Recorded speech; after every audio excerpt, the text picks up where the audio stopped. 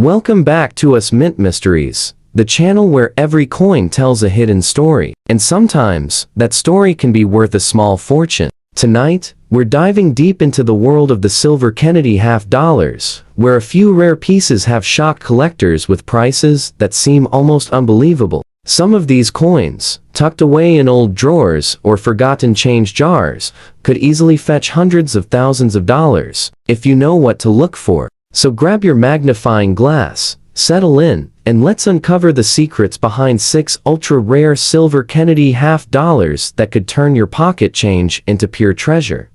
Now, let's begin with the coin that hides one of the most shocking twists in U.S. mint history, the 1971 Kennedy $50. At first glance, it looks ordinary, just another silver-colored coin with that familiar portrait of President John F. Kennedy, proud, calm, and dignified. But what if I told you that this simple $50, especially in certain rare conditions, has become a silent millionaire maker for a few lucky collectors? You see, 1971 was a turning point for the Kennedy series. Up until 1970, these coins still contained real silver, 40% silver, to be exact. But in 1971, the mint decided to remove silver completely and switched to a copper-nickel composition. That meant the 1971 Kennedy $50 should have 0 silver content. However, something unexpected happened deep inside the U.S. Mint that year. A mysterious transition error that slipped through the cracks. A few 1971 Kennedy halves were accidentally struck on leftover 40% silver planchets from 1970. These rare errors, invisible to the naked eye, look almost identical to regular coins. But once tested, they reveal their true nature, genuine silver strikes that were never supposed to exist. It's like holding a ghost coin, a relic of an era that ended too soon. Now imagine this: one of these silver 1971 $50 was discovered by a collector in a random coin roll. The coin looked unassuming, slightly worn, maybe a bit dull from circulation. But after testing, it turned out to be a 1971D struck on a silver planchet, weighing slightly heavier than normal. When it hit the auction block, it fetched over $12,000. And some near-perfect examples are rumored to have sold privately for nearly $25,000 or more, depending on silver content and strike clarity. And fine condition, like the one you might find in your collection. Slightly worn but still detailed, it could bring a few $100s if confirmed as a silver error. But in uncirculated or mint state, verified silver planchet versions have crossed the 5-figure range, and collectors believe there are still a few more undiscovered examples floating around. Imagine that. A coin everyone thought was worthless, suddenly becoming a $20,000 shocker, and it doesn't stop there. Even the regular copper-nickel 1971 $50 can carry secrets. Some display unusual die errors, off-center strikes, double die obverses, or missing clad layers that reveal a raw copper core. Depending on the severity, those can push a regular coin's value from just 50 cents to over $2,000 in top condition. What makes this coin so captivating is the mix of mystery and history behind it. It marks the end of the Silver Age and the birth of the modern $50.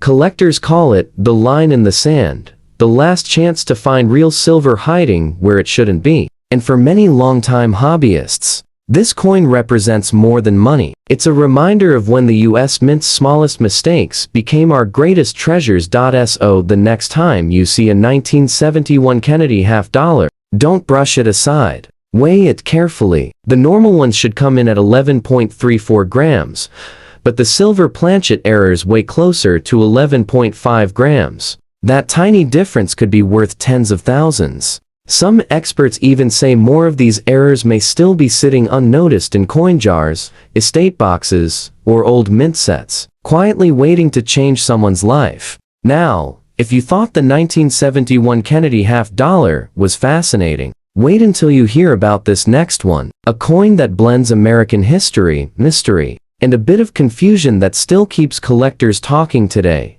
The 1776 to 1971 Bicentennial Kennedy $50. Now, you might be thinking, hold on, wasn't the Bicentennial coin from 1976? You'd be absolutely right. And that's exactly what makes this one so intriguing. Every bicentennial Kennedy half-dollar was supposed to be dated 1776 to 1976, honoring the 200th anniversary of America's independence. But when a coin appears bearing 1776 to 1971, something clearly went wrong. Or maybe, something very right for collectors. This mysterious variety is believed to have been the result of a rare mistrike or die preparation error, where the minting dies were improperly stamped or altered during testing periods in the early 1970s. Imagine a mint employee running test strikes before the official bicentennial. Dies were ready and accidentally creating a hybrid between the old 1971 die and the future bicentennial design. Most of these test coins were supposed to be melted down, never to be seen by the public. But as history shows, a few slipped through. And those few are the reason collectors' hearts still race when they hear 17761971. The design itself is a piece of American pride. On the front, Kennedy's familiar portrait, strong, youthful, timeless. On the back, the majestic image of Independence Hall, the very place where the Declaration of Independence was signed. The detail is breathtaking. Every line of the building, every tiny window, perfectly captured in shining metal. Even in fine condition, that design carries the spirit of 1776. But if your coin shows 1776 to 1971, you might be looking at something that simply shouldn't exist. In fine condition. This unusual variety, when authenticated, could start around $850 to $1,500, depending on the strike, clarity, and provenance. But in uncirculated or proof-like condition, the few confirmed examples have stunned collectors, bringing in more than $50,000 at specialized auctions. One particularly well-preserved coin with a mirrored finish and a distinct 1776 to 1971 double-date mistrike is rumored to have fetched nearly $100,000 in a private sale to a patriotic collector who simply couldn't resist its historical power. And here's where it gets even more shocking. A handful of silver-clad bicentennial halves were struck by mistake before the mint officially switched to the copper-nickel versions. Those early strikes, possibly connected to the same experimental die runs, are nearly priceless today. We're talking estimates as high as $450,000 or more for verified mint errors tied to the early bicentennial preparations. That's not just a collector's coin, that's a national treasure. Collectors today are urged to examine any bicentennial half-dollars carefully. Check the date. Look closely with a magnifier. If the second date looks slightly off, perhaps the 6 looks more like a 1, or the 17761976 seems crudely repunched. You may be holding an ultra-rare die trial or a transition piece worth more than your car, your house, or even your retirement savings. In fine condition, these coins show light wear on Kennedy's hair and cheek, and the reverse often loses a bit of definition on the roofline of Independence Hall. But even worn, they're a sight to behold, a patriotic piece of art, connecting modern America with its revolutionary roots. It's no wonder collectors keep hunting for variations, convinced that one day, another 1776 to 1971 bicentennial Kennedy half-dollar will emerge and rewrite history all over again. Moving on, it's turned the pages of time back to 1968, a year of change, emotion, and a quiet revolution at the U.S. Mint. And right at the heart of it all was the 1968 Kennedy half-dollar, a coin that might look ordinary at first glance, until you realize just how many hidden surprises it holds. The 1968 Kennedy half-dollar marks an important comeback, the return of the mint mark after a brief disappearance. In 1965, 1966, and 1967, the mint removed mint marks entirely to discourage collectors from hoarding coins during a nationwide coin shortage. But by 1968, the D mark of Denver proudly returned beneath Kennedy's neck, and with it came a fresh wave of collector excitement. This small detail, just one tiny letter, makes all the difference when it comes to value. Even more interesting, The 1968 Kennedy half-dollar was struck in 40% silver, one of the last years the mint used real silver in circulation. Each coin carries a subtle, elegant sheen brighter than the modern copper-nickel versions, yet softer than the fully silver 1960 for issues. But in fine condition, the one you might be holding right now. The magic lies not just in the metal, but in the mystery of its potential errors. You see, the 1968 series is notorious for die misalignments, missing mint marks, and double strikes, each capable of transforming an ordinary coin into a collector's dream. One verified 1968 Kennedy half-dollar with a missing mint mark sold for nearly $10,000, simply because it shouldn't exist. Another, featuring a doubled, "In God We Trust" inscription, stunned auction houses with the final bid exceeding $25,000, and in near-perfect and circulated condition, especially those graded Ms. 68 or higher. Prices have skyrocketed beyond $40,000 for examples with exceptional luster and flawless strike.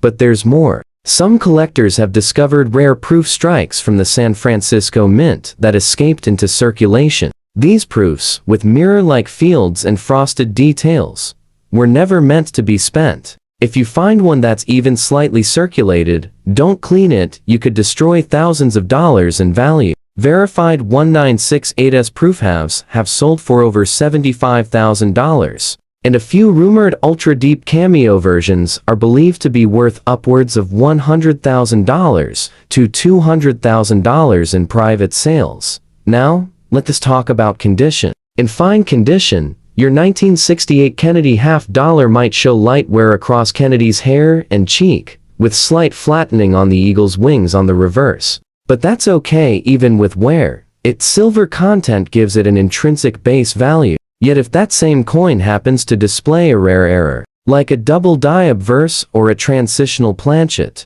its worth can leap from pocket change to life-changing.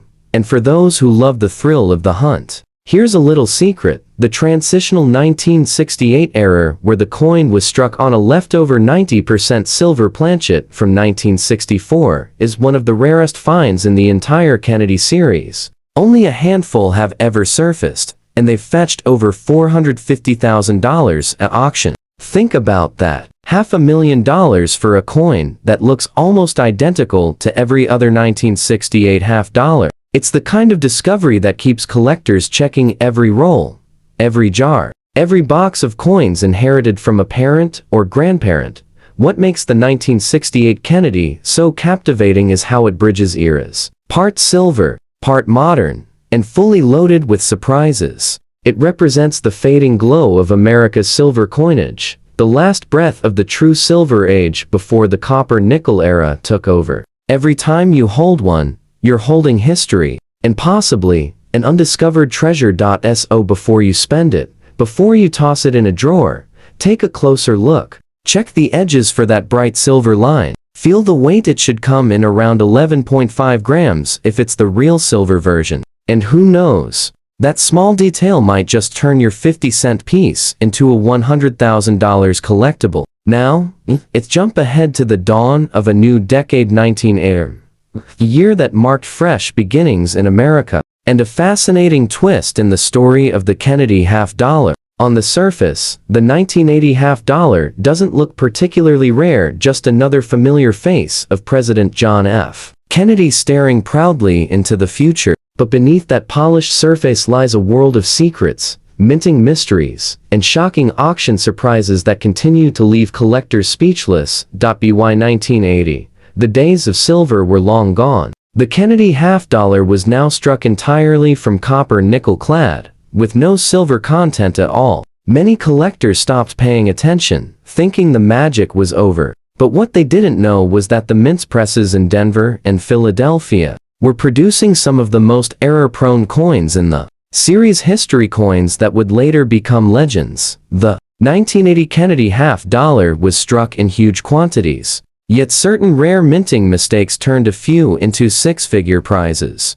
One of the most jaw-dropping examples is the 1980p, struck on a silver planchet. Yes, a coin struck 9 years after silver was supposedly eliminated from circulation. Experts believe leftover planchets from earlier commemorative strikes may have been accidentally fed into the presses. Only a handful have been found, but one authenticated silver strike, 1980 $50, sold for a staggering $200,000. Others, in near-mint condition with confirmed silver composition, have hit prices close to $250,000. Depending on weight and luster, even the regular clad coins from 1980 hold surprises. The Philadelphia issues, marked with the subtle P mint mark for the first time in the series' history, became instant conversation pieces.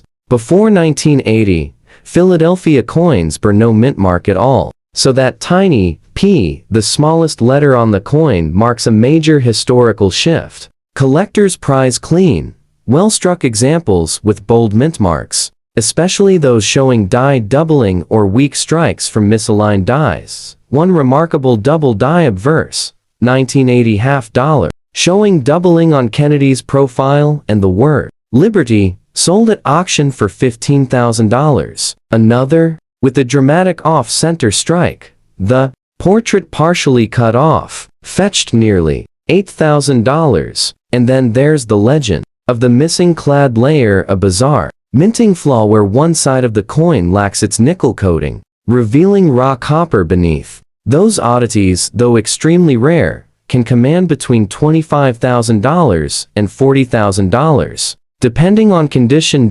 In fine condition, your 1980 $50 may show smooth wear on Kennedy's hair and cheek, softening the eagle's feathers on the reverse. But here's where the magic lies, because even a coin that looks ordinary can hide an extraordinary secret. Many collectors today are testing 1980 halves for unusual metal content or edge variations. Some of these odd weight coins, found in old coin rolls and bank bags, are turning out to be early experimental strikes, coins that never should have left the mint, and now sell for well over $100,000. It's hard not to marvel at the symbolism. The 1980 Kennedy $50 came at a time when America was shifting toward a new era: technology, change, and modernization. And yet, hidden in those coins are traces of the past, echoes of silver, whispers of the mint's most guarded mistakes, and the kind of numismatic magic that keeps this hobby alive.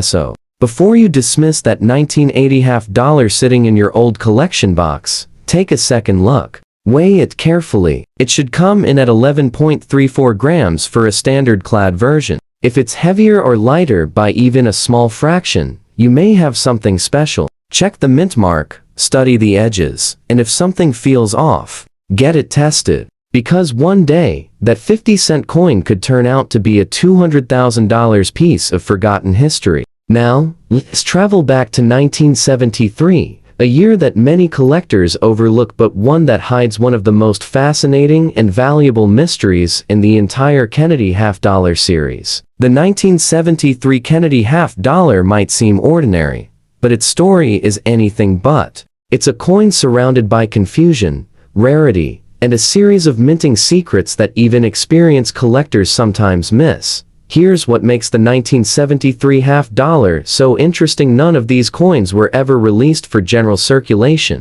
That's right, every single 1973 Kennedy $50, both from the Philadelphia and Denver mints, was struck only for collector sets. That means if you ever find one in your pocket change, it shouldn't be there. Somehow, it slipped out, and that alone makes it worth looking twice. Each coin from 1973 was minted with extra care, resulting in sharp, detailed strikes and brighter surfaces. Even in fine condition, it carries the aura of a coin that wasn't meant to be spent. But as always, the real excitement begins with the errors, and the 1973 series produced some jaw-dropping mistakes that have become the stuff of legend. One of the most famous is the 1973D struck on a silver planchet, an impossible combination, since silver had been discontinued years earlier. Yet a few of these mysterious pieces exist. When tested, they revealed a 40% silver content, believed to have come from leftover blanks intended for the 1970 collector coins.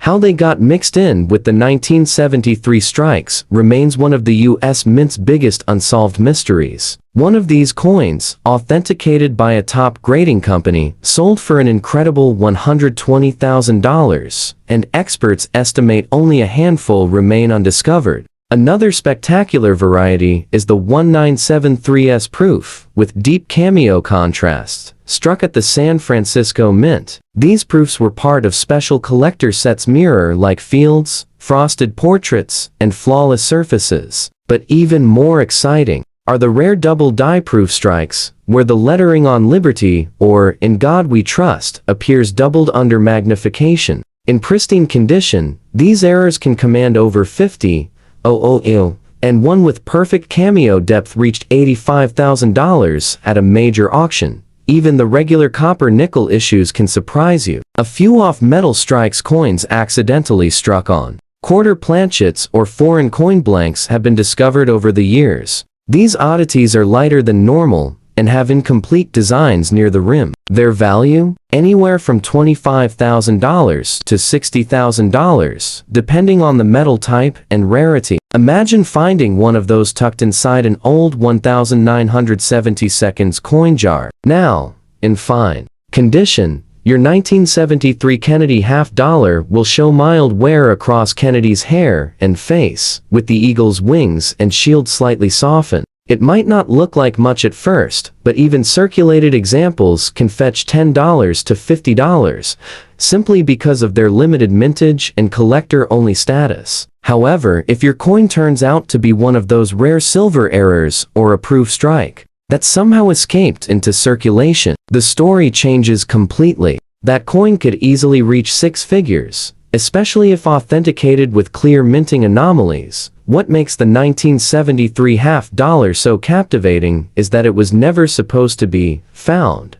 It's a coin that lives in the gray area between official release and accidental discovery, a time capsule of the Mint's experimental period in the early 70s. For collectors, it's a reminder that even in a year where half-dollars were supposedly normal, there are still secrets waiting to be uncovered. And there's one more twist, because in 1973, the Mint was quietly preparing for the nation's upcoming bicentennial celebrations. Some insiders believe that early die tests for the 1776 to 1976 design may have overlapped with late 1973 production, leading to transitional test pieces that blur the line between dates. If one of those ever surfaces a 1973 half-dollar with traces of bicentennial elements, it could easily surpass $500,000 in value. Imagine that. $500,000 for a coin struck during a year when nobody was even looking.